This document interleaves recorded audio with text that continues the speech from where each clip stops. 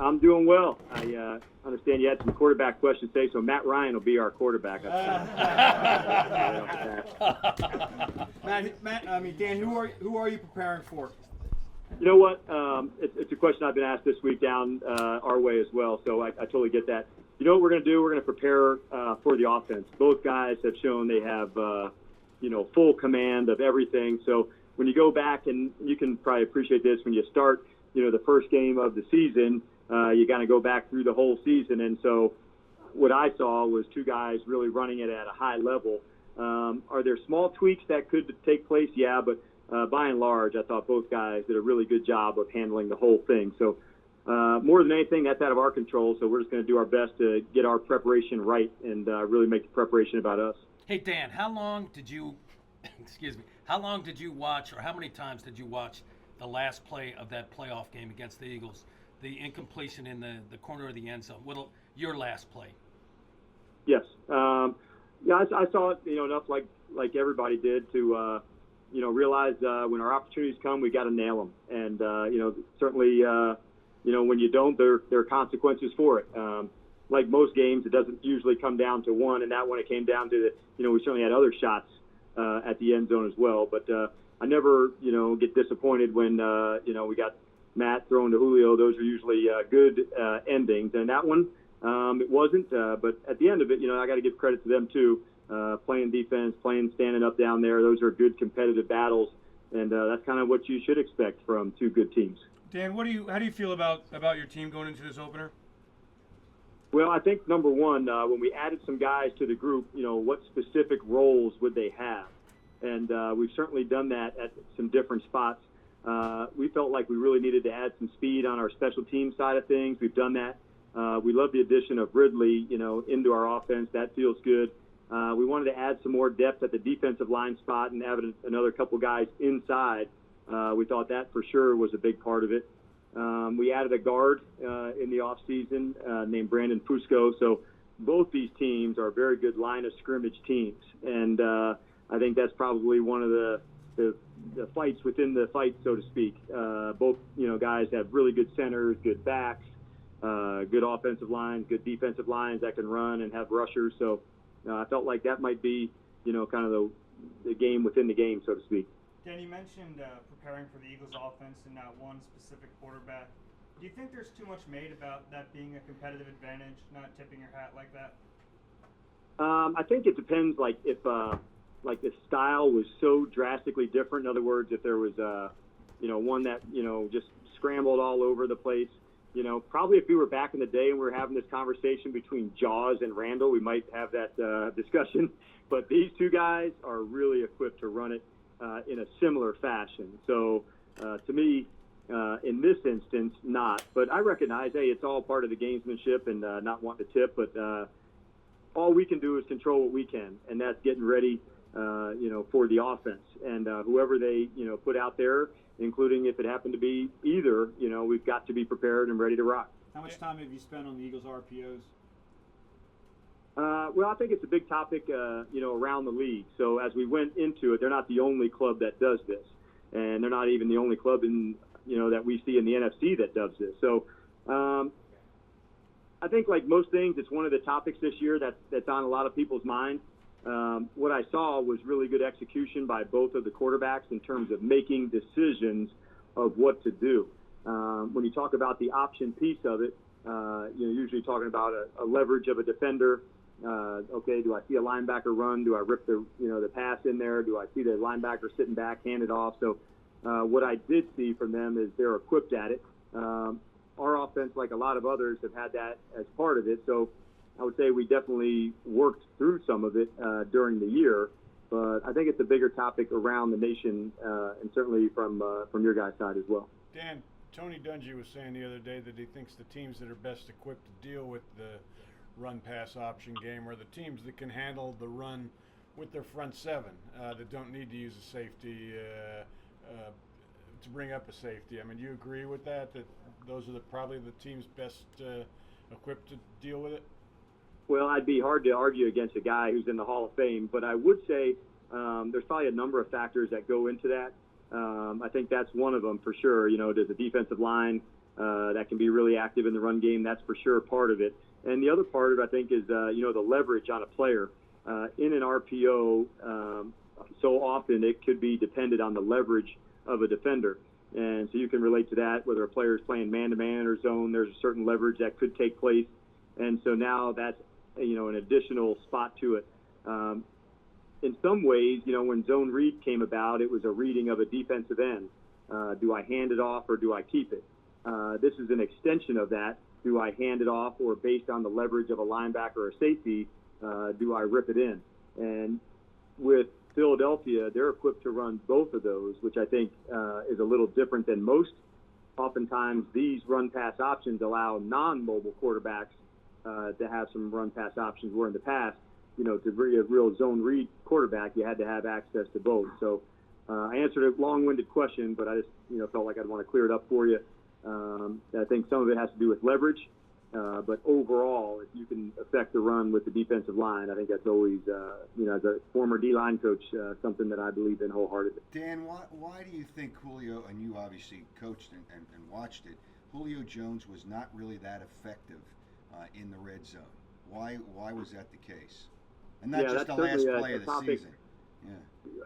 Can you? I'm sorry. I think I missed the second part. I said, and not just the last play of your season. Yeah, I mean, I recognize that. So, well, I think a number of things. That's why we, when you go into the off season, you do a big audit and you try to find some, some answers to how we can improve in that part of our game. And as we went through our off season and we got into spring and into training camp, those emphasis were really, part of, what we're looking to improve upon as we're going into this year. Our run game, the play pass that goes with it, that's an important part of it. But we've added red zone work to our practice time, both in training camp, OTAs, and here as we're getting, squared away. So our whole offense, I think, will improve. Not just, one specific part with who. The one topic that really we struggle with that not a lot of people bring up, we weren't as good with the ball, and that's a team stat. So our turnover margin, we actually were in the minus at the end of the year, which is, like something that we don't, ever want to be. And so I think those were, some factors as well, where we had a few less possessions, and we didn't create as many turnovers as we'd like defensively. But overall, I would expect our offense to improve, and I think those will show in the red zone numbers. Dan, your situation, not quite the same, but maybe similar. You came off a Super Bowl. Now you lost it rather than definitely different. Yeah, right.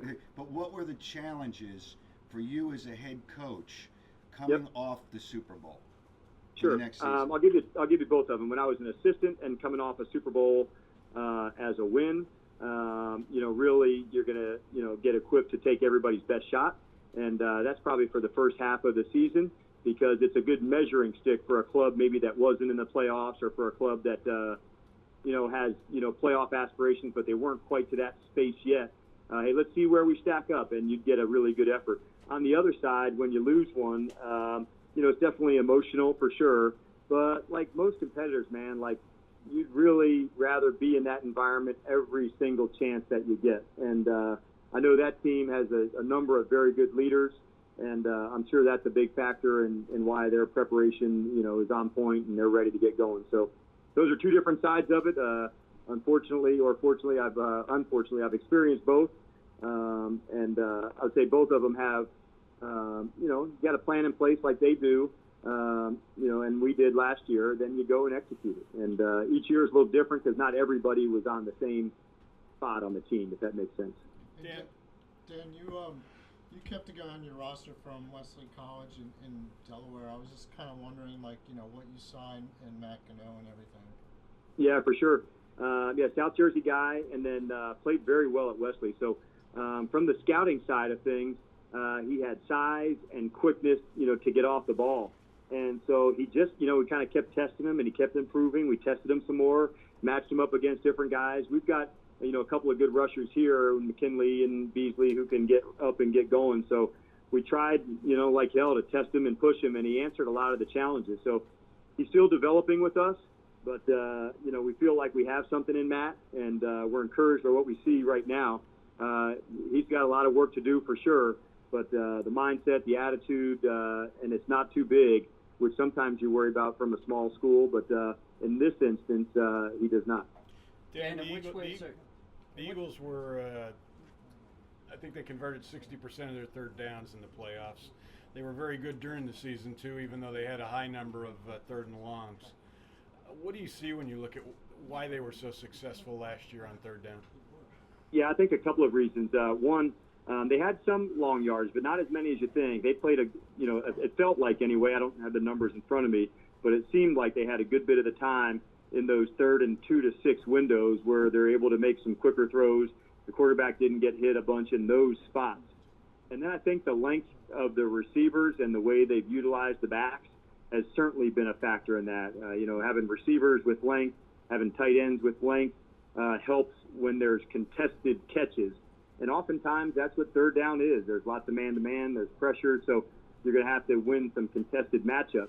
And oftentimes those option routes against a bigger guy, when the quarterback knows where to throw away from the leverage, a guy like Zach can use that leverage, or down the seam can get over the top of a linebacker or a safety.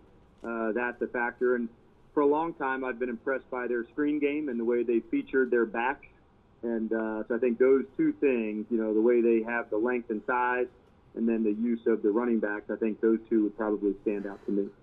And in what ways are you drawing on how your season ended as you're getting ready to face that same team in the opener? Well, I think you go back, obviously, to look at it. It's part of our scouting report as we go through it. We've added some new pieces to our, style of how we play. They have too. So I'm sure both sides will have some unscouted looks that neither had shown since the season ended in the preseason. So as we get in, we try to, as we go through the week, we try to keep the emphasis on us in terms of our execution, our assignment, the style and attitude we play. And then how do they feature their new guys with our new guys and some of the system. But what I can say is they're equipped to play in a style that suits them, and we are as well. Dan, what kind of a role do you see for Jack Crawford in the defense this year? Well, number one, we like his quickness, so we try to feature him in some of these passing downs, the second downs and third downs. That's where he's at his best. We'll feature him at defensive tackle, some in the nickel package, and defensive end, some in the base package. And he's got initial quickness off the ball, and he's got some versatility that he can play a base end and a nickel tackle. So that's generally how we try to feature them. Philadelphia has a few guys like that can play a couple of spots as well. Guys like Brandon and Michael who have versatility to play defensive end and defensive tackle, and so we'll try to use them in that way as well. Dan, what was your perspective of the Eagles and the run to the Super Bowl, and what impressed you about the way they did it? Well, I think number one, they beat us, and we tip our hat to them. Close contested game, just as you'd expect, playoff games to be. And then it kind of erupted from there, and they threw, one hell of a championship game and really executed big plays, explosive plays, turnovers, kind of the perfect storm of stuff to play a game like that. And then I thought, their, ability to match and go for it in a big game and take chances, really showed the confidence of the team, of what they stood for. So, I certainly came away impressed. I couldn't have been more impressed, from Foles' standpoint to step in for a guy who was having a year like Carson. But that usually happens, on good teams where another guy can step up and other guys are able to do their job, in the same fashion. They didn't have to do anything extra. They just had to do what they do really well. So I came away impressed for sure. Dan, the Eagles' screen game was an important part of their win over you guys, and increasingly as the season went along. Why is it effective, for the offense, particularly when they get blockers in space? Yep, for sure. I think they got a very unique center, who can get out and lead the way and block people in space. So both these teams have centers that can get out and attach onto a guy in space on a screen. And that's not an easy job to do for a guy like, Jason or Alex, who's got size, and they got to go match on a DB or a linebacker who's 230 pounds. So, and then past that, it's the backs, that they just have their timing down for it. They know, the vision of what it should look like. But I would say probably the combination of athletic linemen, who can get out in combination with backs who can make plays. Those two things generally help the screen package. What did you like? Last question, guys, please.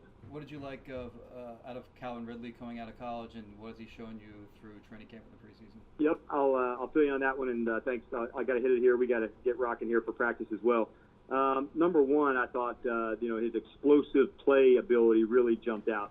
He's got the knack to run full speed, put his foot in the ground, and break you off, and that's not an easy thing to do. So we'll play him both inside and outside. You've seen that probably already from him, or saw at least some of that from his college experience. And then past that, I loved the competitor. I loved what he stood for. He's plays the game. Although he's not a big guy, he plays in an angry, big way, even though he's not a big man. So he's got a little bit of he came ahead of the curve, I would say, because of his experience at Alabama in terms of the offense they ran. We had some familiarity with him because of Sark being at Alabama and here. So he's off to an excellent start. Like a lot of players, he's finding his role and his identity within the offense, and he's off to an excellent start. We're looking forward to featuring him in the offense, much like we do some of the other guys.